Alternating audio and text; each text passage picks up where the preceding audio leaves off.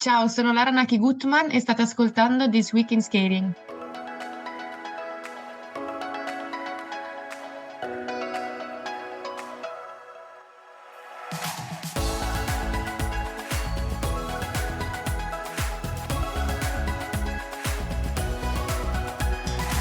Welcome to This Week in Skating, the weekly podcast bringing you the latest news from the world of figure skating. Here are your hosts, Daphne, Gina, and Matteo. We've been talking on the podcast a lot recently about our guest today, from her creative Olympic season free skate to her first Challenger Series win to a water bottle that Daphne really enjoys. Yes, Italy's Lara Naki Gutmann is the 2025 Nepela Memorial Champion. Last season, she won her first Grand Prix medal, a bronze at Grand Prix Finland. She also had her best finish at the European Championships, finishing in 6th place, and at the World Championships, finishing 13th.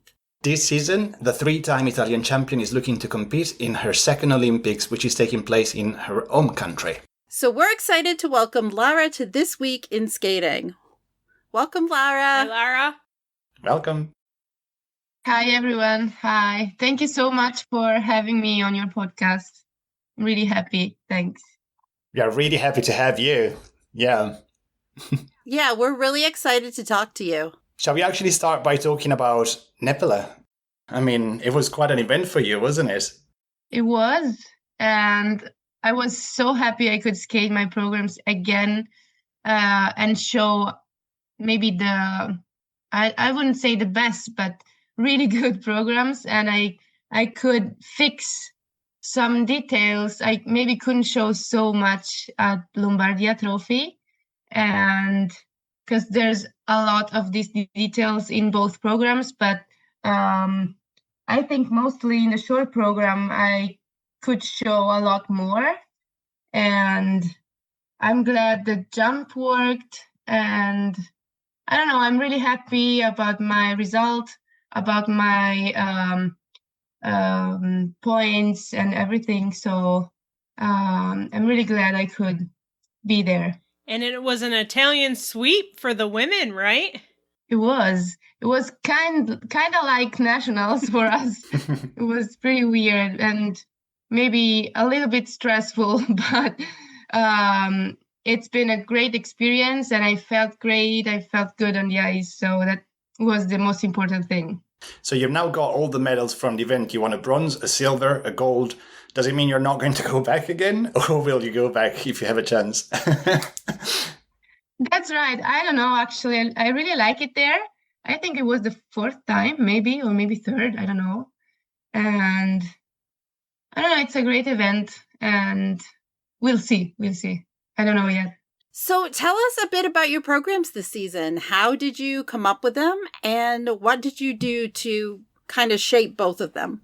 Mm-hmm. So this year I worked with Lara Nicole for my short program and with Stefan Lambiel for the free program. So I usually, all my career, I usually work with my coach, Gabriele Minchio, but this time I wanted to have new experience. Although last year's Squid Game was choreographed by Stefan, so it was 2nd time this year. And we tried again, like every year, to find something original for both programs. And for the short, Lori actually found this music from this Italian TV show from Netflix called Lydia Poet. And it's been quite a journey finding this music because I did the choreography in June. So I tried to find it for maybe 1 month and maybe 2 months. And I'm really happy Lori could find this TV show and it worked for me. And it's we tried to bring this story of the like in the TV show, like the main character is a lawyer, Italian lawyer, and she kind of struggles because at that time, I think it was like 18th century or maybe 19th century, she studied to be a lawyer, but she couldn't do it because society wouldn't let her do what she wanted. So we tried to bring this, so both the struggle that she couldn't do it and this strength she had and courage to do it despite everything and everyone. So we tried to bring a lot of details from the TV show and from this story. So we also put something in the dress. She had a lot of insect-shaped jewelry, and that's why I have this the earrings and the little is it like a keychain or something similar on the dress. So I don't know if I don't think everyone saw the TV show, but I hope this strength and femininity I'm trying to bring, that people can see it. And this is for the short program. For the free program, my coach Gabriele found the music and the main concept for me. And so the first half is from the Jaws movie, so the shark, and my idea is that I'm the shark. That's so nice. My idea is that I'm the shark and I'm the predator. So I'm not the victim, but the predator. And from half program to the end, the music kind of changes and goes into, I don't know, my idea, like what the music makes me feel is ocean and waves. So that's when I kind of free myself.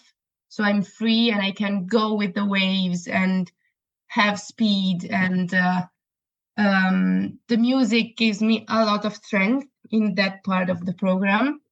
And so, yeah, that's it. Maybe the free program is kind of similar, mostly the first half to Hitchcock, my Hitchcock program I had some years ago. Maybe that darker side, but I feel it's also a lot different with this ending part, with this freedom I see. And then I have this last position like a mermaid, so that we wanted to add something fun and still in the sea and ocean story. Daphne was holding up a shark, in case you were wondering when Lara said nice. For our listeners who are not seeing this, Daphne has a stuffed shark at her desk. Oh, it's not stuffed. This is a pop figure. Oh, and it is from Jaws. Yeah, it's from Jaws. It's got the tank in the mouth, like at the end of the first Jaws. I love creature feature movies like that. So I was really excited to get to see your Jaws-related free skate, like, on the Lombardia stream, and then Nepela, because the music is very familiar to me, and to see what you did with it, I really enjoyed it, because it was creative and different, right down to the movements and the choreography, so I really, really enjoyed it. It definitely matches, I think, the theme of it. Thank you. Thanks.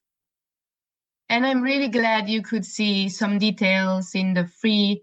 And I saw that some people saw the fin move in the spin.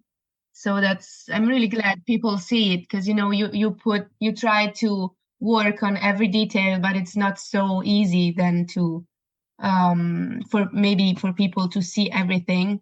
So it's really nice that in the first two competition already people could see it. I'm glad.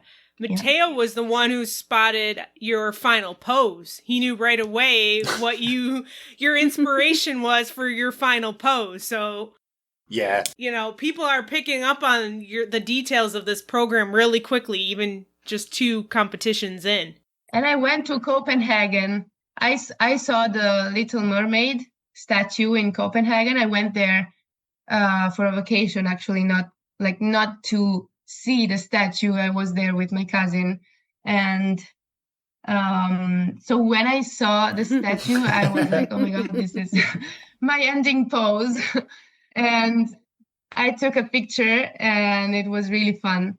And then I forgot to mention, I worked a lot on the free program also with a ballerina from Milan. She's an étoile, Prisca Picano.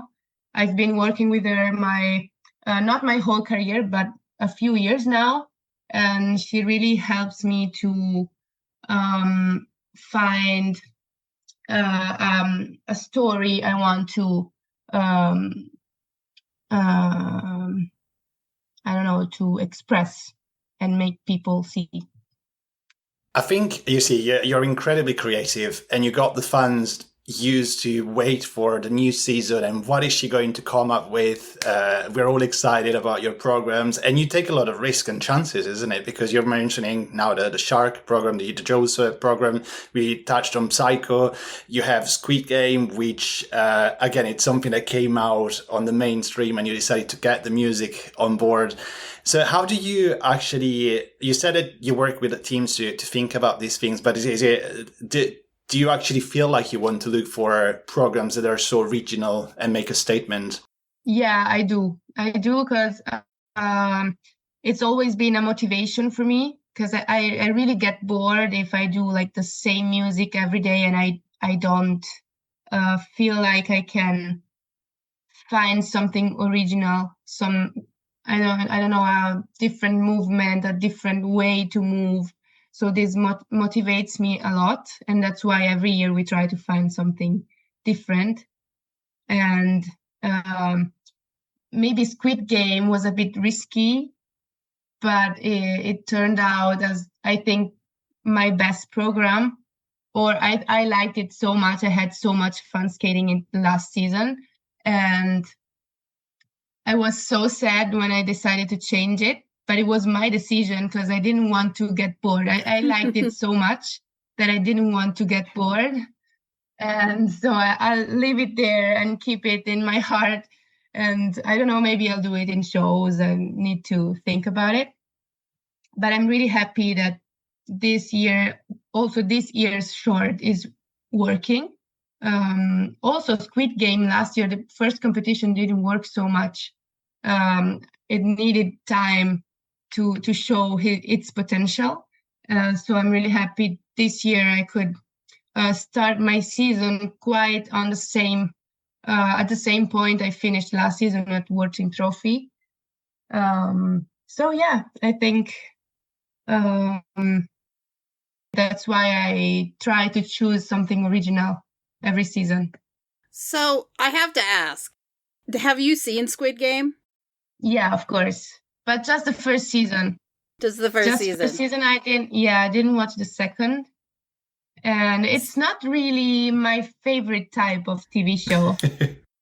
It's definitely not for the faint of heart. It's definitely a very difficult thing to get through. And season 2 and 3 I did see was hard, even harder to watch. Should I watch it? I think you should watch at least a couple of episodes, because there are a couple of characters that I really love. Like, they're fantastic. Okay. But I would watch maybe through episode maybe 3 through 6, and after that, don't. Okay. It's too upsetting. Okay. It's too upsetting. I know. And did you watch Lydia Poet? I have not, but I've added it to my list. I'm going to watch it. I did watch it after Lori wanting me to do the music. So like before doing the choreo, but after listening to the music. And I have to say I really liked it. I watched it in Italian because it's the original language, but I think it's pretty nice. It's 2 seasons. I think the 3rd season is coming out soon. So it's not bad. Really nice. I'll have to check it out. I like that Netflix does series, like brings in international series. And I like to watch them in the original language with the subtitles because the dubbing, the English dubbing doesn't always match. Yeah. So I want to hear it and see what is being said and feel that experience. I don't like dubbing at all. I like the original language. So on the flip side, with your free skate to Jaws, it's interesting that you are skating to this music this season because it's actually the 50th anniversary of the film. I know. Yeah, it's celebrating a big birthday. So what they did here in some theaters last month, they brought it back so you could go and watch it in the theater. And so I did that. I went and saw it in like IMAX, and it was amazing to get to see it that way.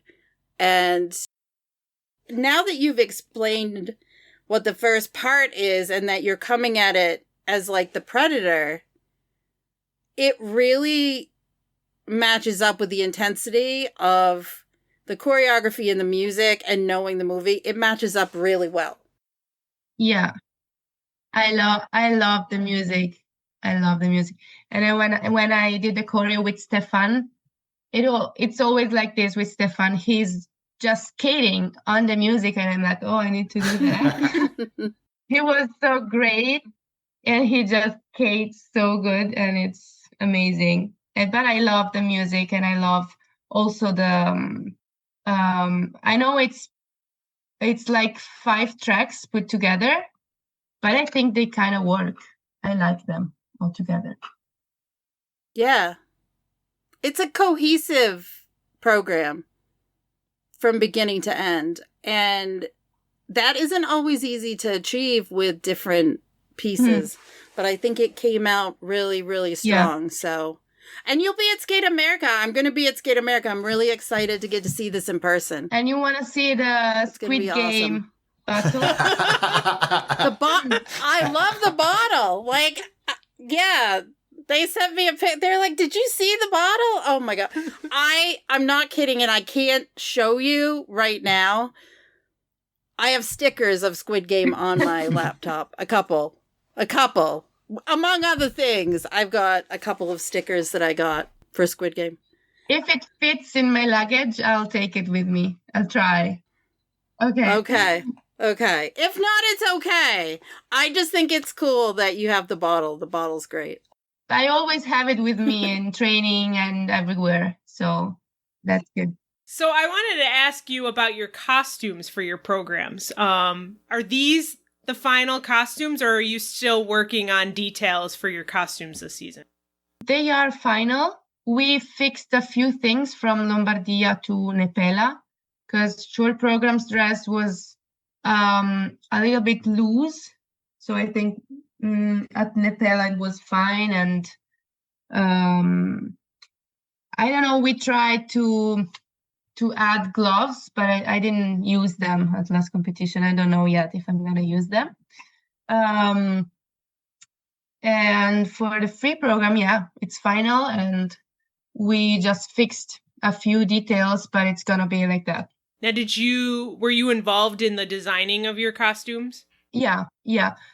So usually my designer and coach and mom, she's really good at it, speak all together, and then I just give some inputs, but they're really good at it. I'm not so good, so I trust them, and it's been working last season, so it's a good team around me. So we touched on the Olympic Games, which are going to be in Milano Cortina, and it's quite something for you, I suppose. So how are you approaching this season, knowing that you have a chance to compete again at the Olympic Games because you went to the last ones, but actually you can do it on home soil? So of course it would be different to skate in front of home crowd and be in Milan. And of course, in Beijing, I did the team event. I didn't do the individual competition. So I really want to be there at the Olympics this year. So I really need to skate well in the next competition. So from September to December, it's gonna be really, really important. And so yeah, I'm just trying to be in the moment and not think about it too much. And I think if I manage to do what I can do, and I saw in the last competition, I felt really good, and I think if I skate again like that, it could be I don't know, it could be a good way to be there, but we'll see. I don't want to think about it too much, and I just want to focus on little steps, and we'll talk again in December, and we'll see how it turns out. Yeah, you've been quite busy because you did Lombardia, Nepela, and now are you going off to Georgia next week? And then then the Grand Prix start, and then you have Italian National. So you really are having a busy fall where maybe some other skaters or teams haven't even competed yet. Mm-hmm. Yeah, we only have one spot, so I need to be here and be ready for the whole fall. And so it's many competitions. It's like 7, I think, from September to December. But I think I need all of them, and I need to skate good, to have points, and that's it. I need to, and I'll try to do my best. Have you perhaps changed your training during the summer to get ready for this season? Or are you still going on as usual and just, with a different focus? Not really, actually. So, of course, through the years, every year we try to, I don't know how to say it, maybe level up and maybe do something more. But so the approach has been the same, because I didn't want to change so much. But so I did, like last year, I did 2 weeks in Canada with Ghislaine Briand to work on my technique and jumps. And then I've been twice in Champéry in Switzerland to work with Stéphane and his team. And then I've been again in Canada to do the choreo with Lori. But I think that's it. Then we had we worked a lot off ice, and I think that's the off ice work I did for the last 2 years, or maybe 3, really made a difference, because I think from 2 years ago to today, I think I really feel better physically, and I have more strength, and I don't know, I just feel better. And I think that's because I started working with a personal trainer. So I have an individual, I'm doing an individual training, and that really made a difference. So maybe this put all together has been my summer training. And I think it worked, because I felt ready at Lombardia, though Lombardia was pretty early in the season. So it's been great. So you have 2 Grand Prix this season, both in North America, Skate Canada and Skate America. So what are your thoughts on your 2 Grand Prix assignments? So I've been in Canada for Skate Canada in Vancouver, I think 2 years ago. So I'm really happy in doing Skate Canada, again. And I've never been in Saskatoon, so I don't really know how the city is. But and then 10 days after this, there's Skate Canada. So I think I'm gonna stay in Canada between the 2 competitions. and I'm really happy I'm gonna see Lake Placid, because I don't know, I think it's gonna be really great. And Olympics were in Lake Placid, so I don't know. But so I kind of asked around some skater how Lake Placid is, and they told me there's gonna be so much snow. And I don't know, I'm not prepared. I need to buy some stuff because I don't have anything for snow. Well, first thing I want to say is hopefully there's not going to be a lot of snow when you're there in November. That's early for snow. Do you think there's snow? There's snow in November hope not, already? because it's middle of November. Okay. If there is going to be a little snow, I would say maybe like a dusting, what we call just kind of coating the ground. Okay. Yeah. I'm hoping That's to fine. be in Skate America, and I have to drive from where I am. I'm like 5 hours I'm in New York, so I'm 5 hours from Lake Placid. But I don't want it to be like snowy, because then that means I got to drive in the snow. But hopefully not a lot of snow. If you were going in February or March, January, December, yes. But hopefully not November. Okay. It's been snowing later in the time frame. So it's been like December the last couple of winters when we've gotten snow. Because I live in New England, so my drive is also about 5.5 hours when I go. And no, I don't think we're going to have a blizzard. No, well, let's keep our fingers crossed we don't. It may be just cold. I will say cold. Just prepare for it being cold up there. Okay. But it's beautiful. It's just a beautiful village. It very much keeps its Olympic charm. Yeah. So you're going to feel like you're back in 1980 is the last time they hosted an Olympics. You'll see Olympic rings. You'll just feel it. The flags outside, the arena. Yeah. You'll love it. You'll love it. We love Lake Placid. It's nice when I go to new places, and when there's a positive vibe, it helps a lot for the competition also. So, and maybe Canada, it's going to be snowy. I don't know. I need to check. We would have to ask our friend Danielle about Canada. Yeah. Canada, it really depends. Yeah. It can be a lot of snow, and it can be incredibly cold. Where is Skate Canada this year? Saskatoon. Oh. Yeah. Yeah. but it's like end of 31st October. Yeah, it should be okay. If it was in February, January, they've had nationals in Canada, like Canadian nationals, and it's been like -15. It's been incredibly cold. So I think October you're safe. Yeah. I hope so, because I don't have shoes.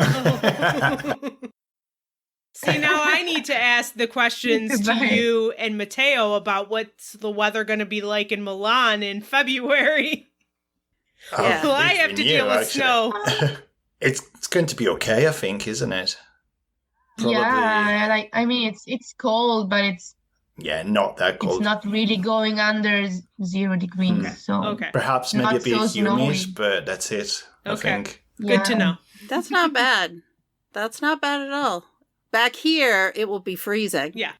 In the U.S., but I want you guys to have great weather so you can have a great time. That's the most important thing. I can deal with the cold here.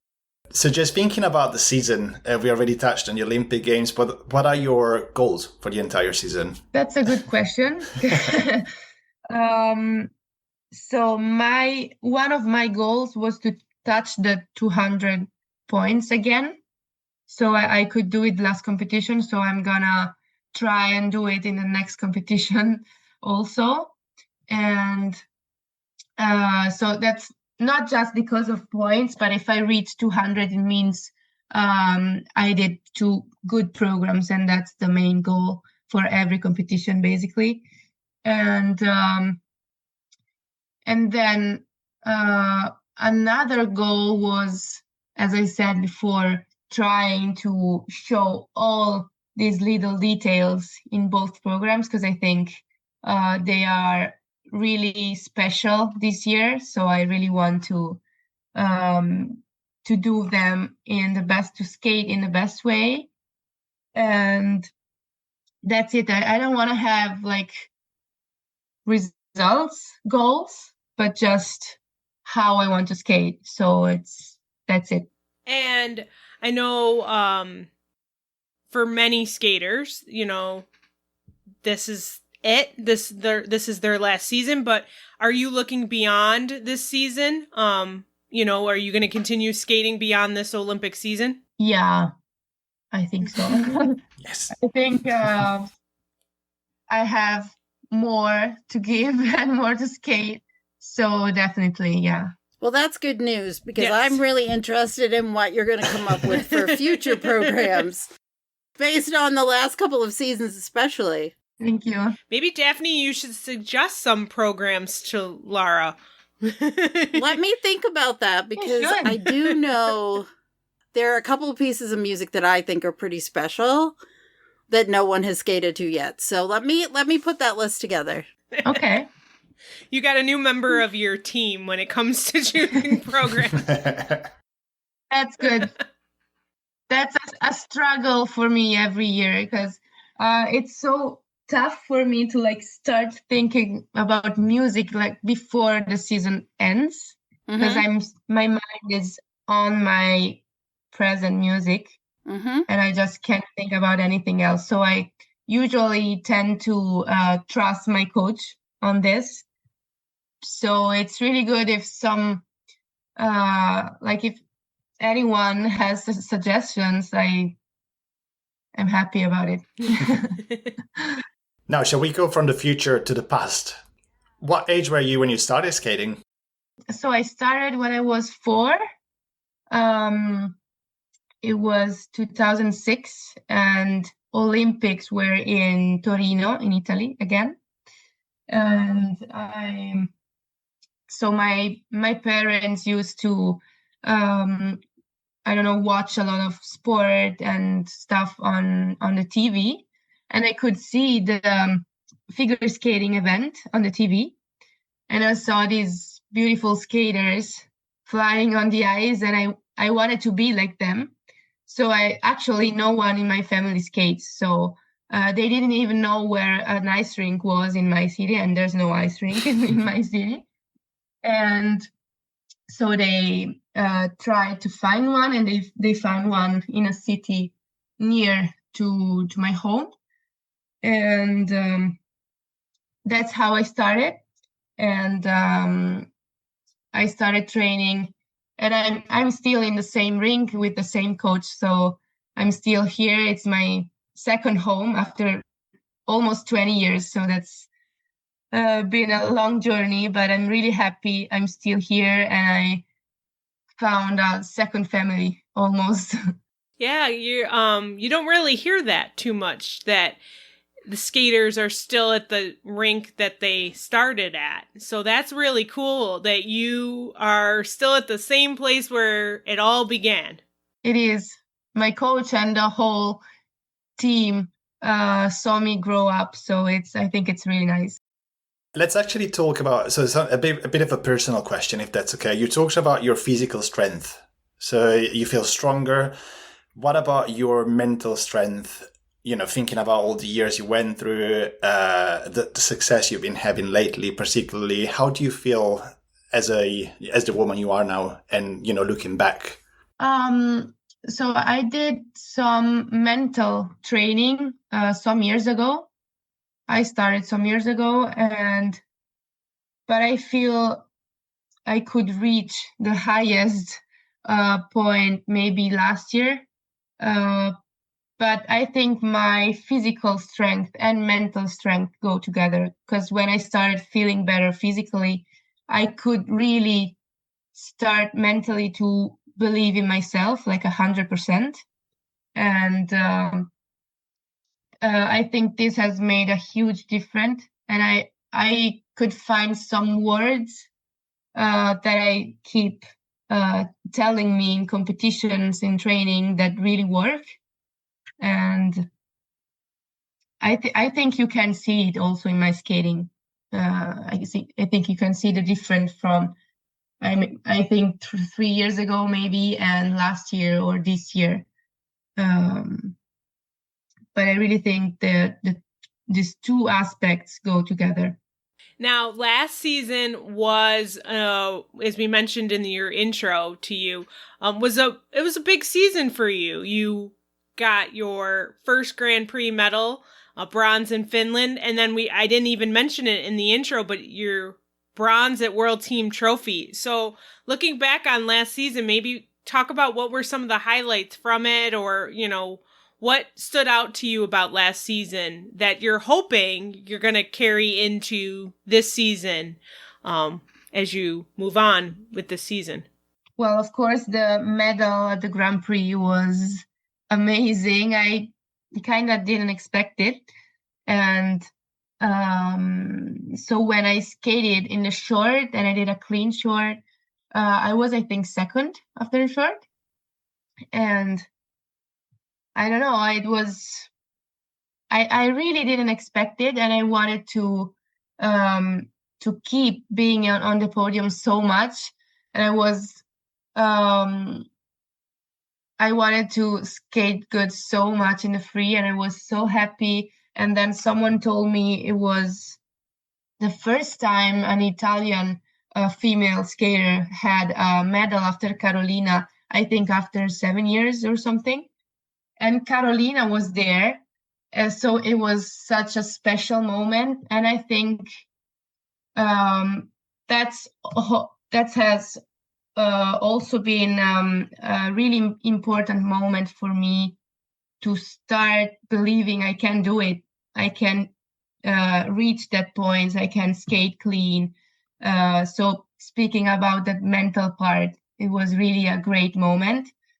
And so besides the Grand Prix, also World Team Trophy was a great moment. And I was actually the last skater skating for Italy in the free program. So I had some pressure, but also I loved that kind of competition. My teammates were cheering, and there's really a great atmosphere. So I could skate, and I was, I don't know, what, there's like some competition, not every competition, but some of them you just skate and you just go and do everything, and you just don't have to think about it. And it was really great. And being the last competition of the season was so satisfying.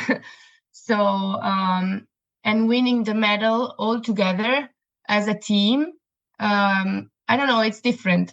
I think it's really a great experience, and sharing with the team was really nice. Yeah, Team Italia seems to be very strong now and very cohesive. It's a nice group of people. You seem to get on well, which is amazing, given that, of course, with the Olympics in Milan, Italy is going to be at the team event. So fingers crossed. I hope so. Yeah, Gina and I talked about it way back when we first started this podcast. It seemed like Italy started really upping the levels on all the disciplines and becoming what we feel is like a contender for a medal at the team event at the Olympics. And what would that mean to you if you're selected and you go to the Olympics and are able to do that? What would that mean to you? Of course, a lot. And as I told you, I started skating because of Olympics. So skating again with Olympics in Italy, it would be amazing and really emotional for me if we as a team and me as a single skater, if we could inspire a new generation. So after the 2006 Olympics, there's been really huge generation who started skating, so little kids. So it would be really nice to have the same impact in Italy. So it would really mean a lot. Yeah. I think we forget how one generation can inspire another. That it takes just that kid sitting in front of the TV watching figure skating and seeing someone that they can look up to and want to follow in the footsteps of. It's incredibly empowering to know that that is possible. And to have the Olympics in Italy again 20 years later, it's just like a full circle moment to come back to that. Yeah, it's amazing. I really hope I'll be there. Now, was there someone you looked up to, and I maybe know who it might have been? Who was that one that... I think you know. I know, yeah, I guess we don't, know that it would be Carolina Costner. Of course. Well, Carolina was on TV, was one of the skaters I saw in TV. But I always watched Carolina skating, and I remember Michel Kwon skating. I remember Stéphane Lambiel. So I'm really happy I could work with him after, watching him so many times as a kid. And I remember Patrick Chan and also Yuna Kim. I was a huge Yuna Kim's fan. So, yeah, a lot of amazing skaters. I also go and watch some videos sometimes. I think we all do. Yeah. I may have a playlist just of programs that I really like and enjoy watching more and more. And sometimes you just get nostalgic for that. And so you go back and take a look at some of those videos, and it just takes you back to when you saw it and how it felt. Yeah. And some performances just pull that that joy out of you, just being able to see that. We're very lucky to live in a time where those videos are available. Because when I first started covering skating, there was no video. You were lucky if you saw it when it was streamed, if it was streamed. And I remember Carolina coming when she was younger, coming and growing as a skater over that time. And yeah, it's pretty special to be able to go back and watch those performances again and again. Well, before we go into our fun questions, we have a couple other questions that are maybe not necessarily skating related. But one question I wanted to ask you is, can you explain where your middle name Naki came from? Yeah. So it's from Ghana, the African country. And it's a long story, but it's kind of a lucky charm, because a friend of my parents was from Ghana, but he was living in England. And so after some struggles, he told my parents to name me Naki. So actually at first it was just Naki, and then they added Lara. As a lucky charm, and it means first child. And my mom liked it, so they decided to call me Lara Naki. And it's actually all first name, so separated, but Lara Naki first name. Oh, okay. Oh, okay. I was going to ask that question next, so thank you for clarifying that. Do you have brothers or sisters? No, I'm only child. So you're the first and only. Okay. Yeah, but I have a dog. Okay. And you recently graduated from university. So what did you study, and what are your plans with your degree after skating is over? So I studied sports science, and I did an online university because skating every day, the whole day. It was the only way I could study. So the plan is studying 2 more years, because I did the first 3 years, so I need to I don't really need to, but I want to do the last 2 years also. And so right now I'm having a break from studying, but I think I'll do the 2 more years soon. And actually, I don't really know what I'm gonna do after skating. I also just got my base level degree for teaching, so for teaching kids. So I don't know. I'm just trying to open as much doors as I can, and then I'm gonna choose the best one for me when I'm gonna stop skating. But I'll think about it in the next years. Sounds good. It sounds like you have a lot of options, and right now skating is your primary focus, and whenever skating is over, you can investigate or go into any of those avenues. Exactly, yeah. So it seems like there's something you just published a couple of days ago about a new book being launched, which is called Ice Academy, and it's written by Luigi Ballerini. So that seemed like it was a side project you've worked on. Can you tell us a bit more about it? Yeah, it's been really a nice project, and Luigi and the publisher contact me to be, to share my experience and my thoughts, because the book is a story on figure skating for kids, actually. And so based on my experience and my emotions and what I told them, they wrote a final part, and it's like some advices I give to kids and to anyone who is reading the book. And the first book was published yesterday, and there's gonna be other 2 books. So I'm really excited about it. It's really, really a nice project. I was so happy they asked me to be part of the project. So I'm really looking forward to the other 2 books. And just checking, they're only in Italian at the moment. Or do you have an English? I think yes. so. Okay. I think so, but I'm gonna ask them.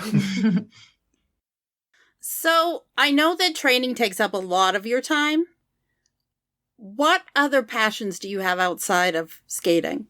So what I do in my free time is, in summer, going to the lake. I love the lake. I have a beautiful lake 20 minutes from home. So that's the best way I have to relax and sunbathe and just regain my energies. And I don't really have other talents. So I think I chose the right sport, choosing skating.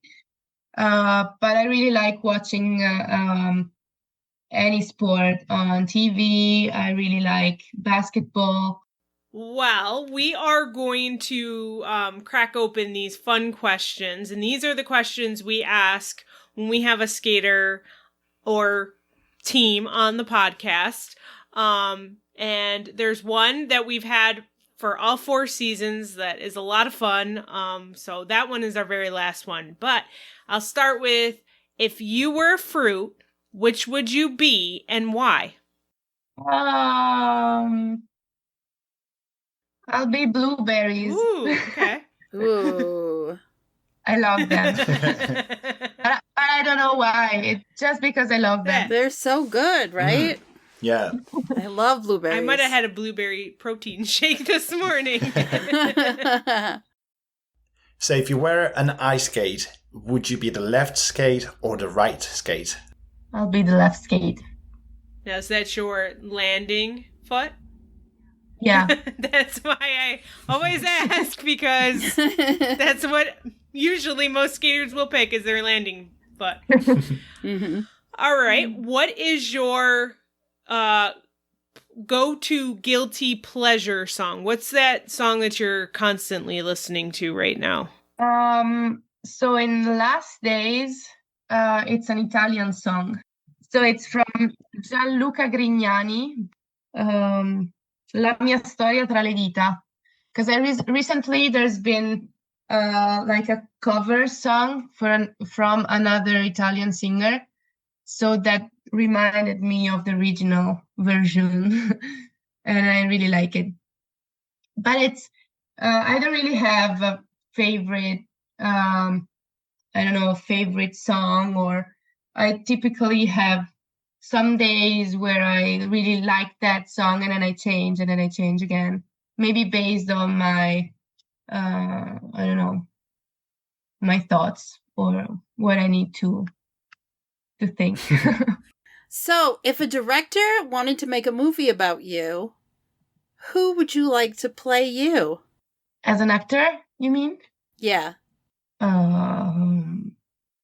I'll say, is it Jennifer Aniston? Oh, okay. Yeah. Oh, Friends. okay. Yeah. Because I love Friends. I watched Friends like 4 times. The first time in Italian and 3 times in English. And I love her character, so. Have you watched the morning show where she's on now? No. Oh, it's great. I'm on season 1 and I love it. It's so good there. Okay, I will. So you're granted 3 wishes. What are they? I'll ask for never-ending wishes. And then wish whatever I want. That's too easy. That's great. Can I do that? There's no Sure. rules, really. These are just No. fun. All right. Well, here is this fun question that has, tricked some skaters, I think, or maybe they've just had to put a little thought into it. I think you'll be fine with it. You're stuck on a deserted island with 3 skaters, past or present. Who would you be stuck on the island with? Now, you can either just be on the island having a good time, or you can try to figure out how to get off the island. That's too difficult. Because the skaters I mentioned, I don't really know them except Carolina and Stefan. So, because I choose them because I love how they skate, but they can't skate on the island. So We just said it was a deserted island. We never said it could be a warm or cold. So there could be an ice rink on this island. there could be a frozen lake. Yeah, there could. I don't know. I'll just say Carolina and Stefan. And I need a third one. I'll say Matteo Rizzo. Because maybe he knows how to escape. He'll find a way. And we skate and he'll find a way. Okay, all right. I think that's a great strategy. Yeah. That is. Love it. See, that's why I love this question. It's never the same answer. Never the same answer. Right. And if we ask you a week from now, you might have completely different people. Of course. Yeah. It's like music. It's what you feel at that time is what you're going to listen to, what your mood is.